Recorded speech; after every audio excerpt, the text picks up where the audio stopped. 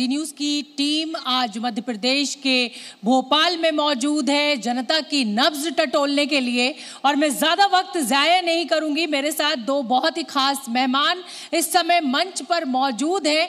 जनता तो अपना फैसला 17 तारीख को जब मतदान होगा तो सुना ही देगी, लेकिन उससे पहले नेताओं के क्या दावे हैं और उन दावों को परखने के लिए आज हम यहाँ मौजूद हैं। तो मैं आपका तारुफ कराना चाहूंगी, सुप्रिया श्रीनेत, तेज तर्रार प्रवक्ता कांग्रेस की, आप सुनते रहते हैं टीवी पर और इस समय यहाँ मध्य प्रदेश में चुनाव प्रचार में व्यस्त हैं। प्रेम शुक्ला जी, बीजेपी के तेज तर्रार प्रवक्ता, और देखिए आज का ये मंच बहुत खास है, ये दोनों ही प्रवक्ता अपने तर्कों के लिए जाने जाते हैं। तो आज प्रेम शुक्ला जी आपके साथ शुरू करूंगी। अभी इस कार्यक्रम में आने से पहले मैं टीवी देख रही थी और मैंने देखा कि योगी जी जो हैं वो राम मंदिर पहुंचे हुए हैं और दीपावली की शुरुआत आज से ही हो गई है।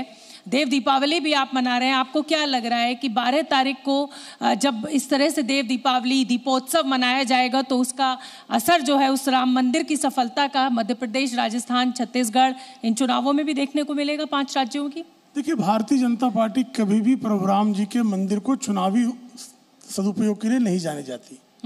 भारतीय जनता पार्टी के लिए श्रद्धा का विषय, लेकिन जिस तरह से राम जन्मभूमि पर ताला लगाने का कुकर्म कांग्रेस ने किया, जिस तरह से राम मंदिर को अटकाने भटकाने लटकाने का प्रयास हुआ, 1989 में शिलान्यास के बाद राम मंदिर के निर्माण को रोकने का कार्य जिस तरह से कांग्रेस की केंद्र और राज्य सरकार ने किया, जिस तरह से कांग्रेस की सरकार ने संसद में बाबरी मस्जिद राम जन्मभूमि पर बनाने का संकल्प लिया, जिस तरह से कपिल सिब्बल जैसे वकीलों ने खड़े होकर राम जन्मभूमि को अटकाने लटकाने भटकाने का प्रयास किया, वो देश जानता। और भारतीय जनता पार्टी 1989 से संकल्प पत्र में भारतीय जनता पार्टी के था, 1990 की कारसेवा भारतीय जनता पार्टी के सदस्यों ने की, 1992 में जब बाबरी का विध्वंस हुआ तो 4 हमारी सरकारें बलिदान हुई, हमारे कारसेवक बलिदान हुए, हमने उसका शिलान्यास किया, हमने जो है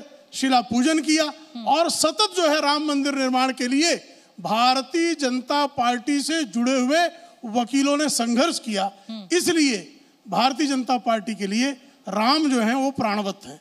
ताला खोलने का काम कांग्रेस ने किया था। किसने कहा आपको? ये झूठ है, ये बहुत बड़ा झूठ है। जिला अदालत के आदेश पर ताला खुला है, ताला लगाने का काम कांग्रेस ने किया। ठीक है, सुप्रिया श्रीनेत, क्या आपको लग रहा है कि जिस तरीके से राम मंदिर को प्रचारित किया जा रहा है, या ये कहिए कि आस्था के प्रतीक को बताया जा रहा है लोगों को, क्या इन 5 राज्यों के चुनाव में आप उस राम मंदिर के पूर्ण होने को, देव दीपावली मनाने को, दीपोत्सव को, आपको लग रहा है कि प्रभाव आएगा या जमीनी मुद्दे ही हावी रहेंगे? कांग्रेस क्या सोचती है? आपको, आपके दर्शकों को और भाजपा के प्रवक्ता को मेरा नमस्कार।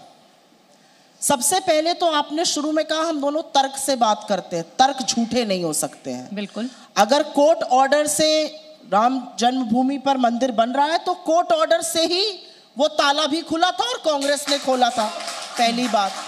दूसरी बात, मैं प्रभु राम की अनुयायी हूं और मैं डंके की चोट पर एक बात कहती हूं, अगर आप राम भक्त हैं तो आप रामायण को भी आत्मसात करते हैं। और रामायण की एक चौपाई है, बड़ी सिंपल सी है, ज्यादा लोर लाभ के साथ नहीं।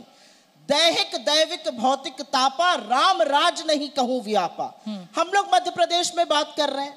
मध्य प्रदेश में 76 साल बाद आजादी के एक आदिवासी के सिर पर भाजपा का नेता पेशाब कर देता है। वो आदिवासी का इंटरव्यू आज सुबह का है कि मुझे अभी तक कुछ भी नहीं मिला, मुझे वादे तो बहुत किए गए थे। मध्य प्रदेश में शिवराज जी के 18 साल के शासन का परिणाम और प्रमाण यह है कि उज्जैन महाकाल की नगरी में एक अबोध बालिका 8 किलोमीटर पैदल चलती रही। वो निर्वस्त्र थी, वो कपड़ा मांग रही थी और उसको 1500 रुपए दिए गए राज्य की ओर से। मध्य प्रदेश का शासन का ये हिसाब है कि रोजगार एक्सचेंज पर, जो बेरोजगारों का एक्सचेंज होता है, उस पर 40 लाख लोगों ने रजिस्टर किया, 21 लोगों को नौकरी मिली। मध्य प्रदेश के 18 साल के शासन का हिसाब किताब यह है कि आज हर व्यक्ति पर, यहां बैठे हर व्यक्ति पर, एक नवजात शिशु पर जो इस समय पैदा हो रहा है, 40,000 का कर्जा है, 4.5 लाख करोड़ यहां का डेट है और निवेश 0 है, नील बटा सन्नाटा है। मैन्युफैक्चरिंग का रेट उत्तर प्रदेश, छत्तीसगढ़, राजस्थान हर जगह से कम है। तो मेरा नहीं, एक मिनट मुझे खत्म कर लेने दीजिए, आपने उनकी बात सुनी, मुझे भी बिना बोलने दीजिए। तो मुझे ऐसा लगता है कि हर बार ये सोच लेना कि एक आदमकद पोस्टर आप मोदी जी का लगा देंगे और मुद्दों से बात हटा देंगे। एमपी के मन में मोदी तो आपने बोल दिया, अब जबरदस्ती मोदी के मन में मामा ठूस रहे हैं। मामा जी को मोर पिया मोर नाम न पूछे, मोर सुहागन नाम। मोदी जी मंच पर आकर चीफ मिनिस्टर का उल्लेख नहीं कर रहे हैं, उनके एक कार्यक्रम की बात नहीं कर रहे हैं। जनता आपको लगातार जवाब दे रही है। मेरा अपना मानना यह है कि चुनाव जो है वो बेरोजगारी पर, महंगाई पर और असल मुद्दों पर होना चाहिए। और मैं अंतिम बात कहकर, सुप्रिया जी, आपने जिक्र किया कि इस राज्य के ऊपर इतने लाख करोड़ का, आपने 4 लाख करोड़ का आंकड़ा मेरे सामने कहा। मैं इसको 3.5 लाख करोड़ रुपए का कर्ज लगभग है, 3.25 हो सकता है, 4 लाख करोड़ का। चलिए ठीक है, 4 लाख, चलिए ठीक है। आप कहते हैं कि बेरोजगारों को 3,000 रुपए की मदद देंगे, 50,000 रुपए ब्याज मुक्त ऋण देंगे, महिलाओं को आप पैसा देंगे। जब इतना कर्ज में डूबा हुआ ये खुद प्रदेश है, तो क्या आपको नहीं लग रहा कि ये जो फ्री की योजनाओं की घोषणा आपके द्वारा की जा रही है, ये फिर आप कैसे राज्य चला पाइएगा? बहुत अच्छा सवाल आपने पूछा और इस सवाल का तर्क भी देना जरूरी है। हमारे वचन पत्र और इनके दावों में एक अंतर है। हम हवाई बातें और जुमले नहीं करते, हम अपने वचन पत्र को निभाते हैं। हमारा ट्रैक रिकॉर्ड आप उठाकर हिमाचल प्रदेश, राजस्थान, छत्तीसगढ़ और कर्नाटका का देख लीजिए। और मैं एक बात छोटी सी कहूंगी, उसके बाद आपके डायरेक्ट सवाल का जवाब दूंगी। हमने राजस्थान और छत्तीसगढ़ में सरकारें चलाई और जब अब हम जाकर प्रचार कर रहे हैं या वोट मांग रहे हैं जनता से, तो अपना रिपोर्ट कार्ड दिखाकर डंके की चोट पर और सीना ठोक के कह रहे हैं 96% वादे पूरे किए, आपका आशीर्वाद मांग रहे हैं, इसको और आगे बढ़ाएं। आप क्या कर रहे हैं? फला इधर की बात, उधर की बात, बस मुद्दों की बात छोड़ के। आपने मुझसे पूछा पैसे कहां से आएंगे। बहुत सिंपल है, बगल का राज्य छत्तीसगढ़ है। छत्तीसगढ़ में इनका 15 साल तक शासन था, लोग तबाह थे। आज छत्तीसगढ़ की हालत आप देख लीजिए। छत्तीसगढ़ में मोदी जी जाकर कहते हैं, और ये मैं मोदी जी का नाम जानबूझकर ले रही हूं क्योंकि छत्तीसगढ़ का इनके घोषणा पत्र का नाम है नरेंद्र मोदी की गारंटी।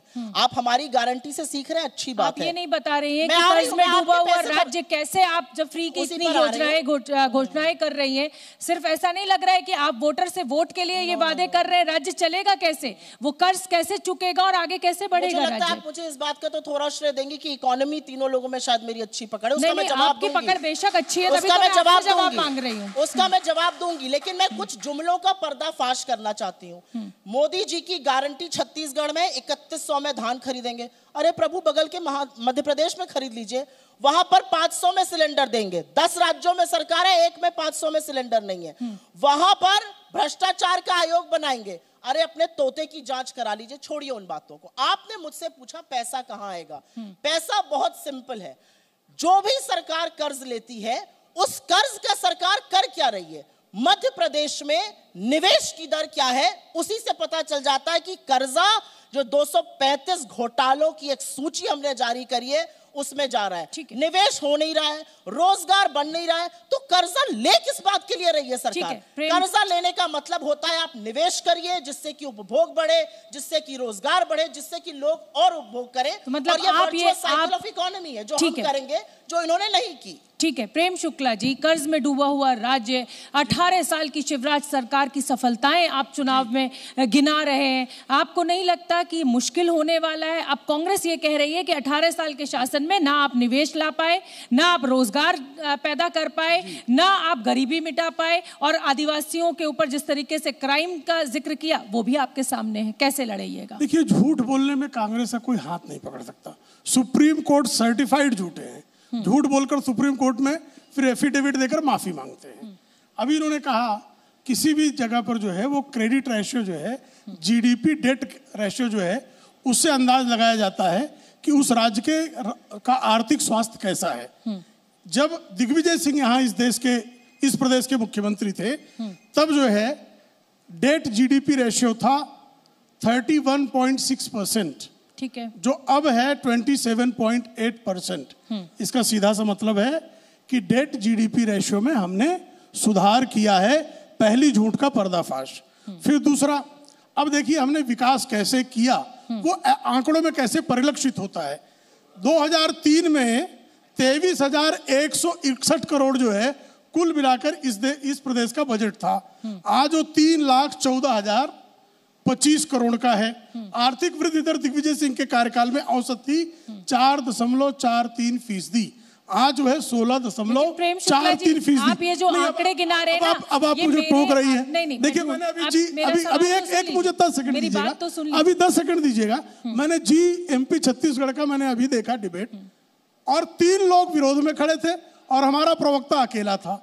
आपके 2 जो एंकर थी वो लगातार मध्य प्रदेश के विपक्ष की कांग्रेस की प्रवक्ता की तरह काम कर रही थी। तो कृपा करके जी न्यूज का नहीं और MP छत्तीसगढ़ का मैं बता रहा हूँ इसको ना, मैं सामने देख रहा हूँ। और ये जो भीड़ आई है इसको आपने जो बुलाया है, ये हुल्लड़ ब्रिगेड, ये हुल्लड़ ब्रिगेड को भी मैं पहचान रहा हूँ। यहाँ से भी लोग चिल्ला सकते हैं, लेकिन और आपने झूठ को सतत बोलने दिया और सत्य को सुनना नहीं चाहती। झूठ का जवाब देने के लिए जवाब आप देंगे ना। सुप्रिया श्रीनेत ने जो आरोप लगाए आपके ऊपर, प्रेम शुक्ला जी वो जवाब आप देंगे। मैं आपके राजनीतिक पार्टी का हिस्सा नहीं हूँ। उसको उत्तर देने दीजिए, चलिए उत्तर देने दीजिए। ये हुल्लड़ ब्रिगेड चिल्ला रहा है, छोड़ने कीजिए। ये हुल्लड़ ब्रिगेड चिल्ला रहा है। आपने जो कांग्रेस जो है आदत है, हर चीज जो है वो हुल्लड़ में ही रखेंगे, सत्य बोलेंगे नहीं। आपने बहुत सारे आंकड़े गिनाए, अभी तो 3 ही गिनाए जी। सफलता के बहुत सारे परचम लहराने की बात कर रहे हैं।